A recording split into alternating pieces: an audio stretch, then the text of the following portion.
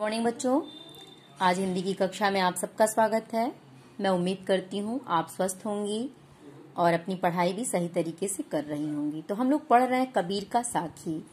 साखी से आज हम लोग पढ़ेंगे इनका 13वां दोहा। 13वां दोहा देखिए क्या है। सायर नाही सीप बिनु स्वाति बूंद भी नाही, कबीरा मोती नीप जय सुन्नी सिसिर गढ़ माही। सबसे पहले ये देखना है कि साखी में कबीर ने मोक्ष रूपी मोती का वर्णन किया है।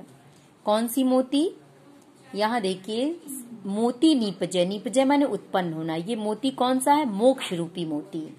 किसकी बात कही गई यहाँ? मोक्ष रूपी मोती की बात करते हुए कबीरदास जी कहते हैं कि सायर नाही सीप बिन। सायर माने सागर, अर्थात इस शरीर रूपी किले में, ध्यान दीजिएगा, इस शरीर रूपी किले में सुषुम्ना नाड़ी के ऊपर स्थित ब्रह्मरंध्र में, जो ये शरीर क्या है? एक किला है।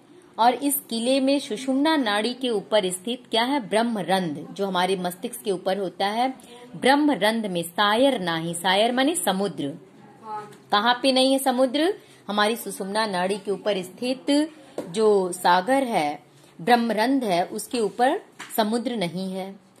सीप बिन, और न ही सीप है। जब समुद्र नहीं है तो सीप भी नहीं होगा। और स्वाति बूंद भी नहीं, और न ही स्वाति नक्षत्र की बूंद है। फिर क्या है? कबीरा मोती नीपजय सुन्नी सिसिर गढ़ माही। फिर भी वहां मोक्ष रूपी मोती उत्पन्न हो रहा है, अर्थात एक अद्भुत ज्योति के दर्शन हो रहे हैं। देखिए, न सागर है, न सीप है, न स्वाति नक्षत्र की बूंद है। कबीरा मोती नीपजय, फिर भी एक अद्भुत मोक्ष रूपी मोती, अर्थात एक अद्भुत ज्योति के दर्शन हो रहे हैं। और मोक्ष रूपी मोती वहां उत्पन्न हो रहा है उस दर्शन से। सामान्यतः होता क्या है कि जब समुद्र होता है तो समुद्र की सीप में ही स्वाति नक्षत्र की बूंद गिरती है और वह मोती का रूप धारण कर लेती है। परंतु ब्रह्मरंध्र एक ऐसा अद्वितीय स्थल है जहाँ न तो समुद्र है, न ही सीप है, न स्वाति नक्षत्र की बूंद है। इन सब के अभाव होने पर भी मोक्ष रूपी मोती उत्पन्न हो रहा है। अर्थात साधना के अंतर्गत जब साधक साधना करने लगता है, साधना करते करते जब साधक की कुंडलिनी ऊपर उठकर सहस्त्रार चक्र अर्थात तांत्रिक साधना में कुंडलिनी के जागृत हो जाने पर ये कहा जाता है कि 8 चक्रों में से अंतिम चक्र है, उसमें जब मिलती है तब ज्योति का साक्षात्कार होता है। और साधनात्मक रहस्यवाद का यहाँ चित्रण हुआ है और मोक्ष प्राप्ति की ओर संकेत किया गया है। यहाँ प्रतीकात्मकता रूप से जो गढ़ है वो शरीर का प्रतीक है, मोती यहाँ मोक्ष का प्रतीक है। भाषा यहाँ पंचमेल खिचड़ी है। अलंकार के रूप में यहाँ हम कह सकते हैं विभावना अलंकार है, क्योंकि बिना कारण के ही कार्य की सिद्धि जहाँ होती है वहाँ विभावना अलंकार है होता है। तो यहाँ बिना कारण के ही कार्य है, जैसे न सागर है, न सीप है, न स्वाति नक्षत्र की बूंद है। इन सब के अभाव में मोक्ष रूपी मोती की उत्पत्ति बताई गई है। तो जहाँ बिना कारण के ही कार्य सिद्ध होता है वहाँ विभावना अलंकार होता है। अनुप्रास अलंकार की भी छटा है, रूप का अतिशयोक्ति अलंकार भी है, और रस में यहाँ भक्ति रस है। छंद आपका दोहा है। तो इस तरह से बच्चों ये आपका 13वां दोहा भी कंप्लीट हुआ। अभी हम लोग देखेंगे 14वां दोहा। देखिए 14वां दोहा में क्या कहा गया है। पाड़ी ही तय हिम भया, हिमवय गया पिलाई, जो कुछ था सोई भया, अब कुछ कहा न जाई। अब यहाँ देखिए, हिम माने बर्फ होता है, तय माने से। इस साखी में कबीर ने जगत की उत्पत्ति, स्थिति और प्रलय को एक रूप में स्वीकार किया। यानी जगत की उत्पत्ति और उसकी स्थिति और प्रलय को सबको एक रूप में स्वीकार करते हुए कबीरदास जी कहते हैं कि पानी हीते हिम भया, अर्थात पानी जमकर क्या बनता? हिम माने बर्फ बनता है। और हिममय गया बिलाए, फिर वही बर्फ पिघल करके पुनः पानी बन गया, अर्थात उसका बर्फ रूप विलीन हो गया। इस प्रकार पानी का जो पूर्व रूप था वही पुनः पानी हो गया, वही हो गया। अब उसके विषय में कुछ कहा नहीं जा सकता। न बर्फ को हम अलग खोज सकते हैं और न पानी को अलग खोज सकते हैं, क्योंकि वो बर्फ जो पानी से बना हुआ बर्फ था पुनः पिघल करके पानी में मिल गया, तो उसको अलग करना बिल्कुल असंभव है। इसी प्रकार जगत की उत्पत्ति, स्थिति और प्रलय में नाम मात्र का ही अंतर है। वस्तुतः तीनों का मूल रूप एक ही है। जगत की उत्पत्ति, स्थिति और प्रलय तीनों का रूप बिल्कुल एक है।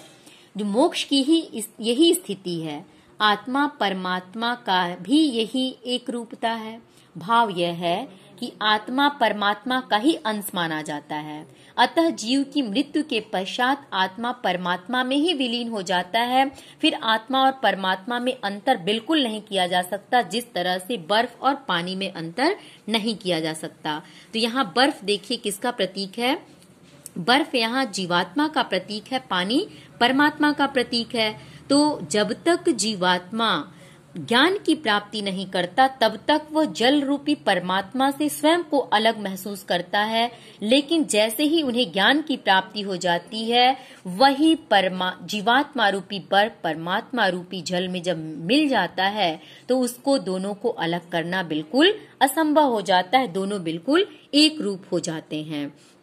तो इसीलिए कहा गया कि पाड़ी हीते हिम भया, हिमवह गया बिलाई, जो कुछ था सोई भया, अब कुछ कहा न जाए। तो ये पानी और बर्फ किसकी ओर संकेत करते हैं? जीवात्मा और परमात्मा की ओर। यहाँ भी देखिए अनियोक्ति अलंकार हम कह सकते हैं, क्योंकि यहाँ बर्फ और पानी के माध्यम से जीवात्मा और परमात्मा की ओर संकेत किया गया है। यहाँ बर्फ किसका प्रतीक है? जीवात्मा का। जल यहाँ परमात्मा का प्रतीक है। तो यहाँ जो है जल और बर्फ के माध्यम से जीवात्मा और परमात्मा की ओर संकेत किया गया है। तो अनियोक्ति अलंकार यानी इस कथन के द्वारा दूसरी बात का स्पष्टीकरण है, इसलिए अनियोक्ति अलंकार है। शांत रस है, छंद आपका दोहा है। इसी तरह से कबीर ने जीवात्मा और परमात्मा को एक ही मानते हुए एक जगह और भी कहा था कि जल में कुंभ, कुंभ में जल है, बाहर भीतर पानी, फुटा कुंभ जल जल ही समाना, यह तत् कहत गयानी।